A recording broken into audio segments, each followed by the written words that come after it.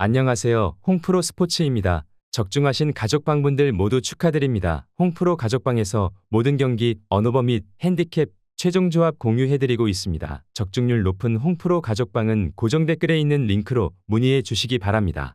5월 6일 해외 축구 6경기 분석 시작하겠습니다.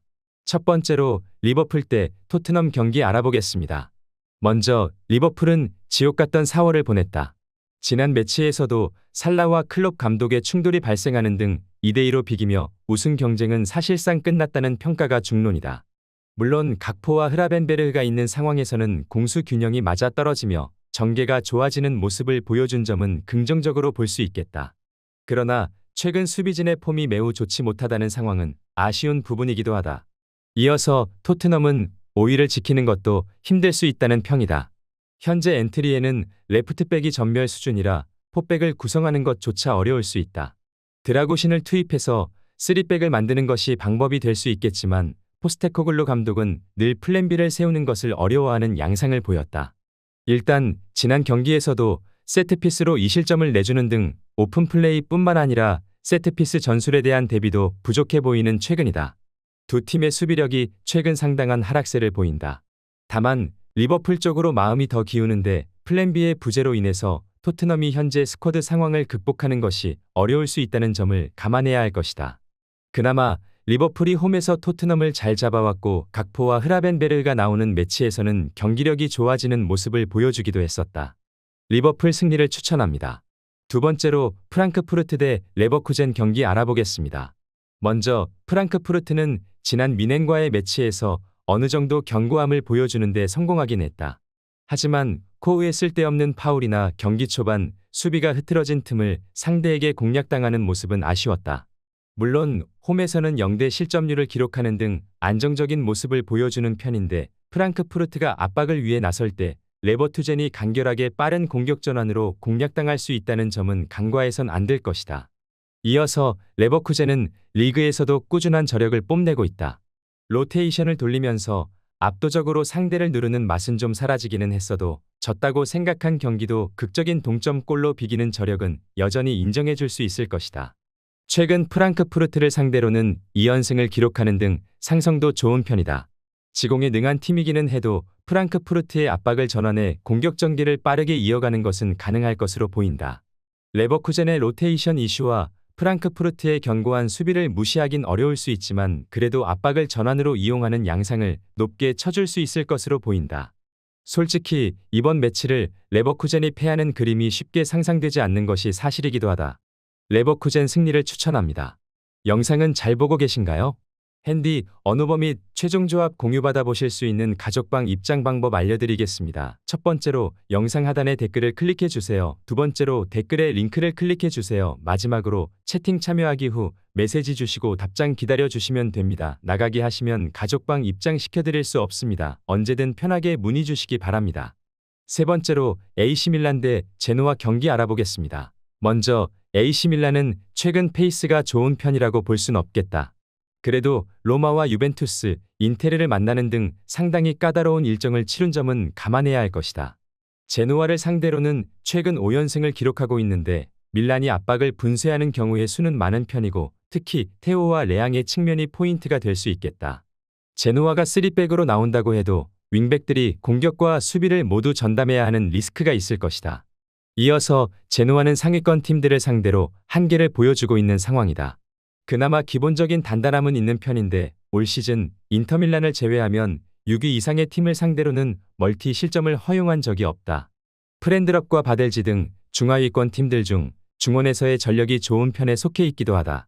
물론 중앙지향적인 특성상 밀란을 상대로 윙백의 빈자리는 상대적으로 더 크게 느껴질 수 있겠다. 밀란이 유리해 보이는 게 사실이다. 물론 제노아의 단단함을 무시하기는 어렵겠지만 밀란이 제노아의 압박을 파쇄하는 방법을 많이 가지고 있는 편이다. 게다가 레앙과 테오가 활약 중인 측면이 상당히 날카로움을 뽐내고 있고 이 점이 제노아 윙백들에게 큰 부담으로 다가올 것이다. AC 밀란 승리를 추천합니다. 네 번째로 발렌시아 대 알라베스 경기 알아보겠습니다. 먼저 발렌시아는 홈에서 유독 강한 모습을 보인다. 특히 압박과 에너지 레벨을 중시하는 성향이 짙어서 에너지를 충분히 분출할 수 있는 홈에서 상당히 괜찮은 면모를 보여주는 편이다. 물론 상대 박스 내에서의 영향력이나 전반적인 공격이 측면 위주로 가고 있기에 그다지 공세가 명확한 모습은 아니다. 득점력 부분에서 높은 점수를 주기는 어려운 팀이기도 하다. 이어서 알라베스는 역습 상황에서의 성과를 내고 있는 편이다. 다만 알라베스가 압박 라인을 올려서 주도권을 쥐고 경기 흐름을 가져오는 시간 자체가 아주 길지는 않은 편이고 원정에서 약한 모습을 보인다. 최근 2연승도 모두 홈에서 기록한 것인데 애초에 올 시즌 공격 효율도 높은 모습은 아니기도 하다. 두 팀은 의외로 승패를 주고받는 면모가 강하기는 하나 알라베스가 2016년 이후로는 발렌시아의 홈에서 승리를 기록한 적이 없기도 하다. 발렌시아와 알라베스 모두 압박을 어느 정도 선호하는 팀인데 이런 양상에서는 홈팀이 유리함을 가져가는 편이다. 발렌시아가 올 시즌에도 홈에서의 역량을 보여주고 있고 알라베스도 2016년 이후로는 발렌시아의 홈에서 따낸 승리가 없기도 하다. 그나마 발렌시아의 공격력이 아주 좋지는 않다는 게 변수가 될 수 있을 것이다. 발렌시아 승리를 추천합니다. 영상은 잘 보고 계신가요? 핸디, 언어버 및 최종 조합 공유받아 보실 수 있는 가족방 입장 방법 알려드리겠습니다. 첫 번째로 영상 하단의 댓글을 클릭해 주세요. 두 번째로 댓글에 링크를 클릭해 주세요. 마지막으로 채팅 참여하기 후 메시지 주시고 답장 기다려 주시면 됩니다. 나가기 하시면 가족방 입장 시켜드릴 수 없습니다. 언제든 편하게 문의 주시기 바랍니다. 다섯 번째로 페예노르트 대 즈볼러 경기 알아보겠습니다. 먼저 페예노르트는 중앙에서의 압박과를 통해 공격 루트를 만드는 데 두각을 보이고 있다. 슬롯 감독의 이 전술이 리버풀의 후임 감독으로 유력한 상황까지 만들기도 했다. 물론 히메네즈에 대한 의존도가 큰 편이고 파이시오의 이탈도 어느 정도 아쉬운 상황이기는 하다. 드리블 이외에 다른 선택지를 허용하지 않는 수비와 압박이 좋아 신승 양상도 얼마든지 만들려면 만들 수 있을 것이다. 이어서 즈볼러는 상위권 상대로는 한계가 명확한 팀이다. 특히 6위 이상의 팀을 상대로는 매경기 2실점을 깔고 가는 상황인데 강호들을 상대로도 공격성을 숨기려는 모습은 아니기 때문에 체급에서 밀리는 것으로 생각할 수 있을 것이다.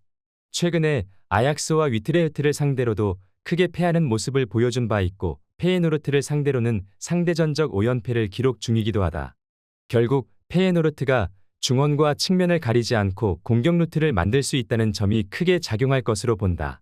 즈볼레도 강호와의 맞대결에서는 한계치가 명확한 모습이기도 하다.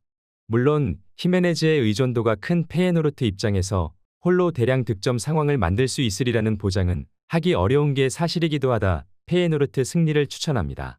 여섯 번째로 AS 로마 대 유벤투스 경기 알아보겠습니다.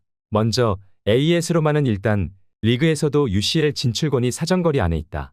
따라서 로마가 이 매치에서 굳이 로테이션을 돌리지 않을 가능성이 커 보인다. 물론 유벤투스의 수비에 로마가 고전하는 경우는 잦지만 그래도 홈에서는 박스 안에서의 슈팅 숫자가 매우 많은 팀이기도 하다. 특히 루카쿠 같은 피지컬이 좋은 선수들이 많아 직선적으로 가는 상황도 해법이 될 수 있을 것으로 보여진다. 이어서 유벤투스는 최근 수비 페이스가 썩 좋은 모습은 아니다. 칼리아리 전에선 PK를 2개나 내주기도 했고 라치오 전에서도 세트피스 실점을 했는데 그나마 밀란과의 대결에서는 수비적인 모습은 좋았지만 결국 유벤투스가 측면을 돌아가야 하는 빌드업 체계가 상당한 문제로 꼽히는 상황이다. 로마를 상대로는 측면에서의 크로스와 헤더 연결은 피지컬상 통하기 힘들어 보이는 게 사실이다. 로마가 나름대로 유리함을 가져갈 수 있는 매치가 될 듯하다. 미드필더에서의 볼 소유나 압박이 좋고 피지컬을 이용해 박스 안에서 직선적인 플레이를 가져가는 것도 가능한 전력이기도 하다. 유벤투스가 최근에는 박스 안에서의 수비도 기복을 보여주고 있는 점도 간과해선 안 될 것이다. AS 로마 승리를 추천합니다. 영상은 잘 보고 계신가요?